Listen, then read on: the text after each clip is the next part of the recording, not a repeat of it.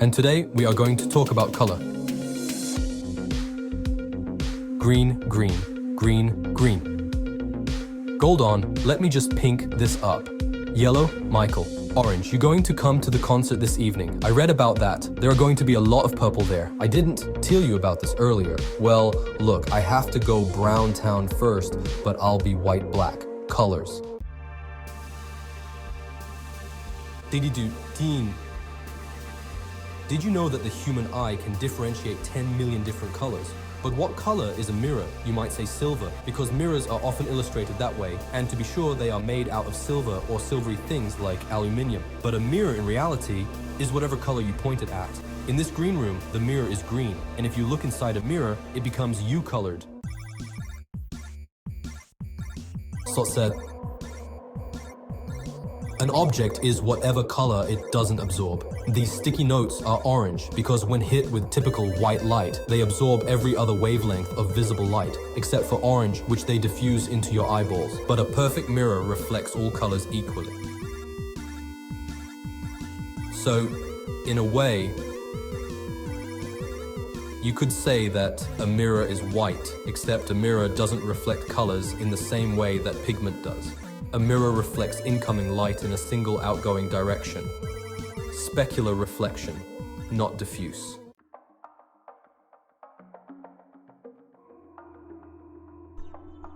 But wait a second, that is a perfect mirror, and we live in the real world where there are no perfect mirrors. Every mirror absorbs a little bit of light, not enough that it matters. I mean, it looks pretty clear to me. But when you take a look at the spectrum of light reflected by a typical mirror, you will find that it best reflects light within the 510 nanometer range, which we perceive as green light. So technically, a mirror is a tiny, tiny, tiny bit green. You may have noticed this yourself when investigating a mirror tunnel. This happens when two mirrors face each other, reflecting the same scene back and forth and back and forth and back and forth. With each new reflection, a little bit more visual light is lost, but green, least of all. That's why the reflection way down the tunnel is dimmer and greener. So maybe real-world mirrors aren't smart white, they're actually kind of green, but we should talk about white. En español, white es blanco. En français, white is dit blanc. And in English, we have a word that comes from the same root, black, which is the opposite of white. How did that happen? Well, it turns out that all of those words come from the same ancient Proto-Indo-European root word bleg, which meant shine, burn, flash.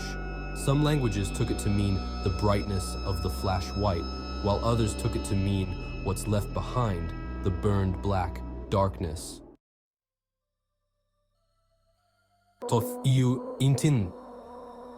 If you have blue eyes, your eyes aren't actually blue, in the sense that the molecules inside them are absorbing all other wavelengths of visible light and diffusing the blue. No, instead, your eyes are blue for the same reason that the sky is blue. Interference.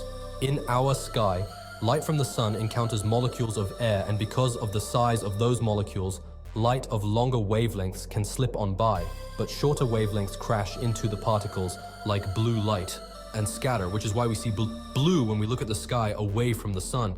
Without the air molecules, that space would just be black. And when direct sunlight has to travel through a lot of air, almost all of the colors get scattered out except for the longest wavelengths. The red, which is what gives a sunrise and a sunset their color.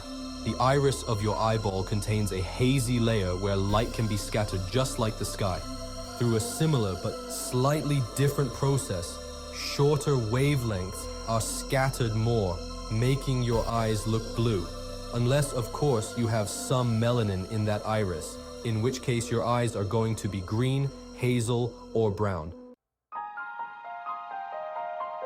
Enjoy those colors, and as always, thanks for watching.